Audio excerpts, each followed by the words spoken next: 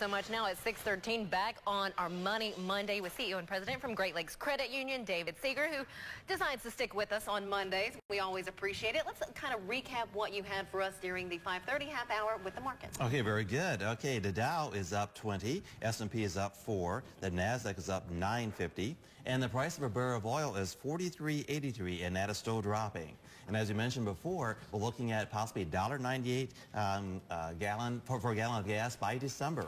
That's the best gift ever. I'm going to say it again. We'll see a drop after Labor Day. Fingers crossed. Again, you have so many people traveling. It's just, It's helpful that time of year. Oh, you bet it is. All right. Well, now this morning, let's get down to the nitty-gritty of buying a home. And there are a lot of myths out there. You're debunking those for us this morning. My first question for you, when it comes to getting your mortgage plan set out, what time period, what time frame should you give yourself and your family? Well, traditionally you think about the 30-year mortgage, but they might not be best for you. Right now, interest rates are really low. So you might want to get a 15-year mortgage if you could afford it. Now, that'll cut off 15 years from your entire mortgage. You'll save a lot of money by doing it that way.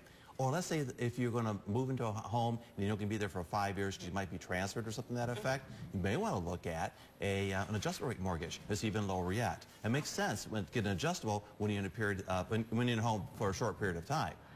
A great idea right there, because this is the biggest investment for some individuals, some couples when they really take this on. So what do you put down when it comes to that down payment? Everybody thinks it's 20%. Well, yeah, that should be the standard rule of thumb. But actually, with certain type of loan products, you can get in with a 3.5% down, like with a FHA loan. Or with a USDA loan, get same people that inspect the meat. They also have a loan program. If you're in the country, you live just outside the city limits, you can get 0% down. When it comes to getting a home finance. So it is, there's a lot of more options out there than just the 20% down, which used to be the standard rule of thumb. Also, a family member may want to gift that money to you as well, and that would count as your down payment as well if you'd like. Now, wouldn't that be nice? It would be. You see that.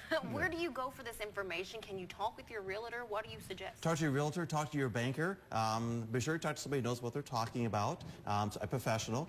Just don't try to ask somebody on the street, well, the neighbor said this, neighbor said that. I get that a lot.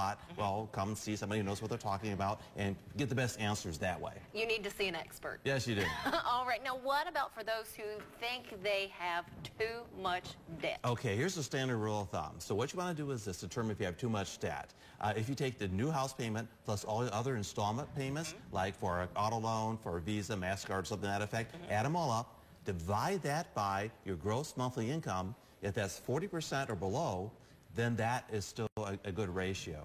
Okay. So you can have some debt and still try to get a house, as long as you keep it within that ratio frame. Now, I know, and this is just from the individuals that I know who happen to still be renters, thinking that they have too much debt to, again, do that, purchase a home that they need to continue to rent. They don't have to necessarily, because there's this option, you know, as long as you meet that 40% rule of thumb, good shape. And then you hear from, I know in the past, talking with some realtors, they say, you know, you have that one perfect house. There's that one perfect house that's out there just for you.